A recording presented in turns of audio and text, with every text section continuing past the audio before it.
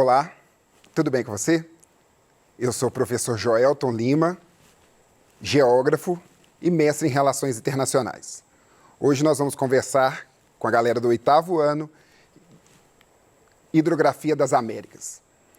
É importante pensar, quando a gente fala de hidrografia ou aspectos de hidrografia, principalmente quando a gente vai analisar o continente americano, é importante um pouquinho dissociar da questão do Brasil.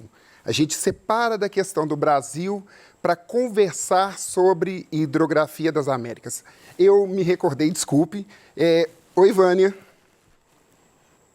Tudo tranquilo? Que bom. Vamos continuar. Pensando em hidrografia das Américas, se a gente vai conversar sobre hidrografia das Américas, a gente tem que ter foco, primeiro, para a situação do Brasil, mas quando você entende a hidrografia do Brasil e o volume hídrico daqui, como nós somos beneficiados por causa da quantidade de água que a gente tem no nosso país, quando você dissocia isso, quando você separa isso e começa a falar da hidrografia do continente, a gente começa a entender que o Brasil possui extremos benefícios, características que nos colocam como o principal país do mundo no que se refere à riqueza hídrica, mas que outros países do continente americano, eles não têm esses benefícios.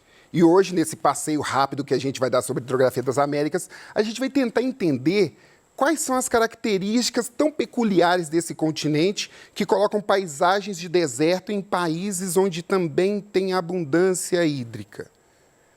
Quais são as batalhas travadas no nosso continente no que se refere a esse recurso?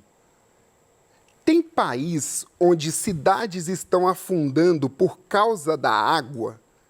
Então, segura, vamos tentar repassar a hidrografia do Brasil, que vocês viram lá no 6º ano, vocês começaram a ver um pouquinho de hidrografia lá no 6º ano. A gente tenta relembrar essa porção de conceitos aqui, o que é um aquífero, quais são as bacias do Brasil, que vocês viram no 6º, 7º ano, e depois a gente vai e coloca os dois pés. Vamos juntos? Colocamos os dois pés na hidrografia do continente americano. Vamos lá. As bacias do Brasil estão aqui, a maior de todas, e uma das maiores do mundo é a Amazônica, Tocantins, Araguaia. Essa do São Francisco, que é chamada de Bacia da Integração Nacional, a Bacia do Paraná, do Uruguai, do Paraíba e a Bacia do Atlântico Ocidental. O que é importante aqui é que esse país, ele possui 45% do território de rios de planície e um outro grande volume de rios de planalto. Bom, então se a gente pegar para analisar, o relevo, ele possui sérias ligações com a distribuição das bacias. Clima, relevo influenciam diretamente na hidrografia.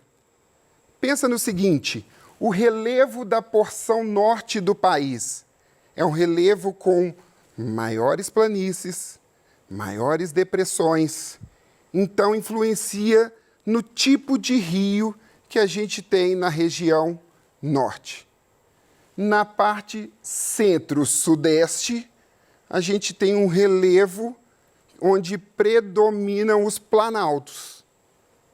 Rio que nasce num planalto, ele tem uma dinâmica, ele tem um tipo de traço, ele tem uma velocidade muito diferente de um rio de planície. E isso quando a gente fala de Brasil, que possui uma abundância hídrica fantástica. Para além disso, para além da nossa riqueza de rios, quando a gente fala de hidrografia, muitas pessoas esquecem de considerar os aquíferos. O que é um aquífero? Aquífero é uma formação geológica que funciona como reservatório de água. As águas da chuva infiltram no subsolo e permanecem ali armazenadas no solo específico e que, de tempos em tempos, esse recurso se renova. Tá, de maneira direta. Aquífero é um terreno que pode ser como se fosse uma grande caixa d'água subterrânea, ou um terreno esponjoso que guarda um grande volume hídrico. A vida, a cidade está acontecendo aqui e por causa do tipo de rocha, por causa do tipo de sedimentação, esse terreno acumula águas das chuvas e que permanecem ali abastecendo os mananciais por muito tempo. O Brasil possui grandes aquíferos e a gente vai dar relevância para 2 aqui no nosso encontro de hoje, antes da gente avançar para falar aí da hidrografia das Américas. Bom, aqui tem um esquema bacana de um aquífero. Está aqui a vida acontecendo, riachos, nascentes, e aqui um grande volume de água, a chamada água confinada. Choveu, essa água, o solo permeável, essa água infiltra e fica armazenada aqui. Aqui a gente tem um leito rochoso, essa parte de rocha impossibilita que a água continue avançando e essa água fica armazenada aqui para ser usada e para fazer manutenção do sistema hidrológico dessa região. Está aqui. O Brasil tem um gigantesco aquífero nessa região. Perceba que o aquífero é uma estrutura tão importante para a hidrografia que o aquífero ele não respeita limites e nem fronteiras. Olha, Uruguai, Argentina, Paraguai, Brasil, todos esses com um gigantesco aquífero único integrando aqui. Legal de perceber que na imagem anterior a gente tem aqui um pedacinho desse aquífero sendo exposto, aqui na forma de lagoa sendo abastecido. Muitas vezes algumas pessoas perguntam assim, cara, mas não tem nenhum rio que chega nessa lagoa. Como é que essa lagoa está sempre abastecida? Ou tem essa lagoa, chove, chove, chove, e eu não consigo perceber nenhum transbordamento. Está aqui, ó, o segredo da estrutura. A lagoa é abastecida pelo sistema de aquífero. E quando a gente fala de Brasil, essa estrutura de abastecimento, muitas vezes dessa lagoa, está aqui, ó, na região do Pantanal. Claro que tem alguns rios que chegam, alguns rios que partem daqui, mas a estrutura de aquífero mantém o bioma do Pantanal com as características particulares dessa região.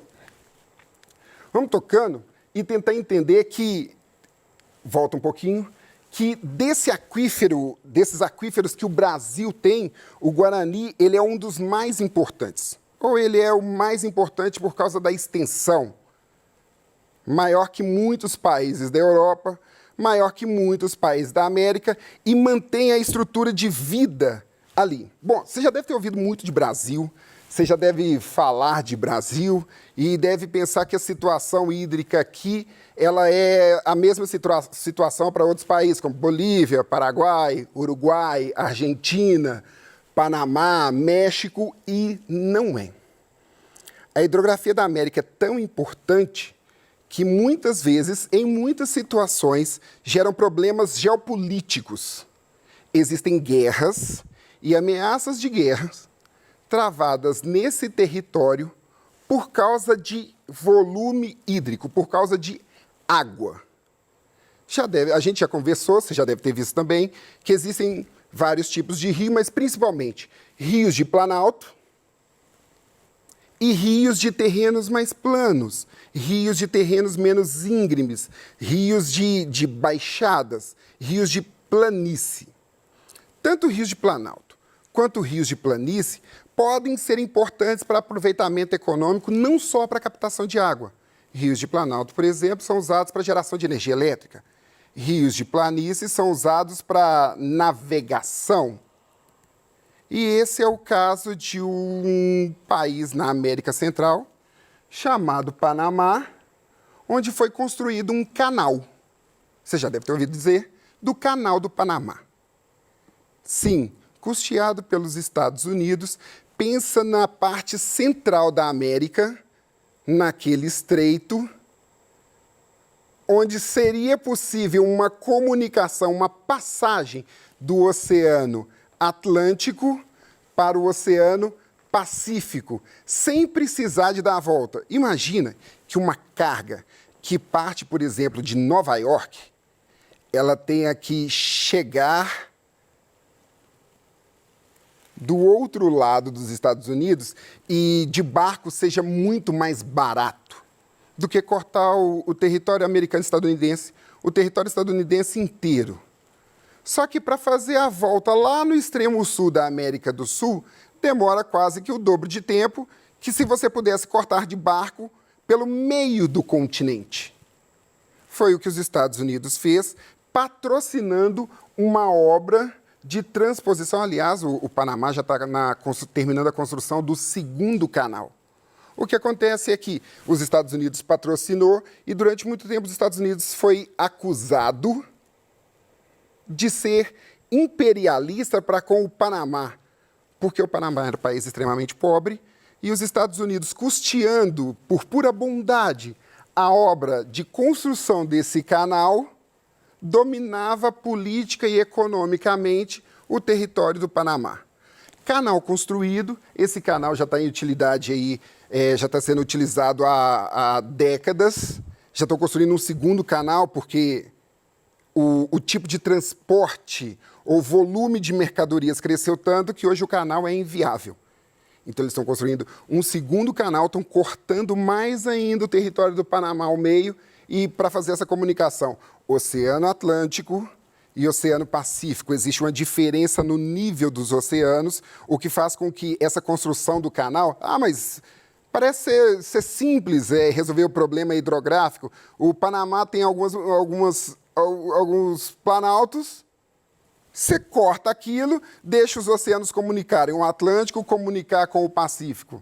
Existe uma diferença de nível entre Atlântico e Pacífico e para que essa diferença seja vencida e essa diferença de relevo seja vencida, montam um sistema de reclusas e os barcos eles entram num elevador hídrico, passam para o outro lado e eles são baixados no nível do oceano. Então, esse canal, ele representou, durante um tempo, um problema sério geopolítico na região do Panamá. O Panamá está aqui, mais ou menos aqui. E o canal, ele corta essa região. Se a gente pensar na hidrografia do continente americano, pelo menos na parte sul do continente americano, falei um pouco da parte central, falar um pouquinho da parte sul.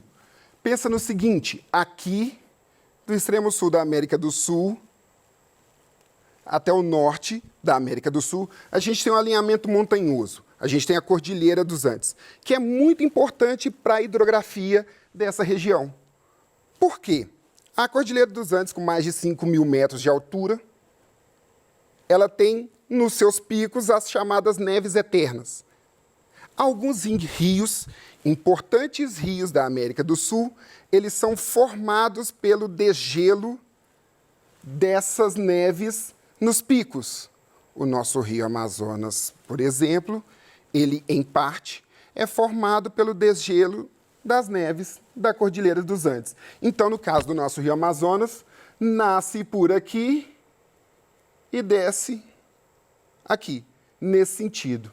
Países, por exemplo, como o Chile, têm o grande volume d'água vindo de desgelo dos rios que nascem ali nos picos das neves da Cordilheira dos Andes. É interessante perceber como esse relevo ele impacta na distribuição hídrica no continente americano. E aí a gente diz, relevo, clima, resulta numa hidrografia. Mas pensando por aí, dá uma olhada nesse esquema aqui e tenta perceber o que acontece com os grandes rios desse conjunto. Rios e lagos nesse território. Qual que é o país que está mais cortado por um volume grande de rios? Deu para perceber? Para além disso, mas tudo bem, um país consegue viver com um volume de pequenos rios. Por exemplo, o Chile sobrevive muito bem com o volume de pequenos rios. Tranquilo. Mas e a Bolívia? Que não é banhada pelo mar e que não tem grandes rios cortando. A situação da Bolívia é muito interessante quando você começa a tentar entender o que a hidrografia da Bolívia causa no povo boliviano no que se refere ao apreço pela água, ao respeito pela água. Não sei se você gosta da Bolívia ou se vocês querem um dia ir à Bolívia, vá. Vá, porque é muito legal. Bolívia é um país impressionante. Já fui e toda vez que tenho oportunidade, que eu tiver oportunidade, eu volto. Estava sentado um dia em Cochabamba, tem um Cristo em Cochabamba, Cristo da Concórdia. Sentado lá, e uma estudante universitária, que era minha guia, ela veio perguntar por que a gente no Brasil, a gente dava tão pouco valor à água. E eu olhando a paisagem, o Cristo da Concórdia fica no alto, assim, e dá para ver a cordilheira e tal, dá para ver um conjunto de relevos, de altimetrias mais elevadas na Bolívia, e quando você senta e contempla aquela paisagem seca da Bolívia, com aquele calor boliviano, aquele abafamento, a menina vem e me pergunta por que eu não dava valor à água. E eu, conversando com ela no meu portunhol, disse, não, a gente dá valor à água. Ela falou, não, vocês não dão, não. Você já ouviu falar na Guerra da Água de Cochabamba? E eu nem sabia que nos anos 2000, Cochabamba tinha passado por um processo de guerra pela água. E aí, essa guerra ou essa revolta pela água na Bolívia é um fenômeno muito interessante que, infelizmente, não dá tempo da gente falar aqui. É um processo histórico de privatização dos recursos hídricos na Bolívia. E é muito legal quando você consegue entender que água é um bem de todos. O governo boliviano cometeu equívocos de privatizar essa água. E o povo ficou sem água. E por causa desses problemas hidrográficos bolivianos, por causa da ingerência do povo, por causa da ingerência do governo, o povo se juntou e começou a partilhar água na rua. Enquanto o povo lutava com o exército boliviano pela água, o governo endurecia as medidas, marcou reuniões e, de repente, prenderam os líderes dessa revolta. Então, a pererra pela água é algo interessante e que vale muito parar para dar uma olhada nesse momento histórico. Essa charge aqui, ela conta um pouco disso. Milhares de pessoas e aqui os indiferentes proprietários agora desse recurso na Bolívia. Uma última situação que é muito legal apontar nesse vasto conteúdo de hidrografia é a situação do território mexicano. Se você não viu, dá uma lida, é muito legal de tentar entender por que a Cidade do México, se você não esteve na Cidade do México ainda, vá, é muito legal. Porque, de repente, você está andando na rua e aí tem um degrau de calçada de 2,5 metros. Tem um prédio que o apartamento era de 2º andar e, de repente, o apartamento virou de térreo. Prédios inteiros afundando por causa dessa estrutura. O México ele não tem grandes rios. O México ele não tem grandes bacias hidrográficas. E toda a água no México ela é captada por um sistema de aquíferos. Eles puxam a água do subsolo e, por causa disso, por causa do tipo de terreno, a Cidade do México vem afundando. Estão tirando a sustentação hídrica da rocha calcária e parte da Cidade do México vai afundando. Tem um livro que eu queria indicar que é muito legal. Chama Água. Só Água. Uso, Origem e Conservação. Eu espero que você esteja se cuidando. Eu espero que você tenha entendido. Tem partes desse conteúdo aqui que vale muito a pena, como a batalha pela água da Bolívia, como a situação da Cidade do México no que se refere à água, ou estados que privatizaram o consumo hídrico e depois tiveram que voltar. É muito legal a questão da água no continente americano. Espero que vocês tenham entendido, espero que vocês pesquisem mais, estudem, fiquem bem, fiquem em paz. Até!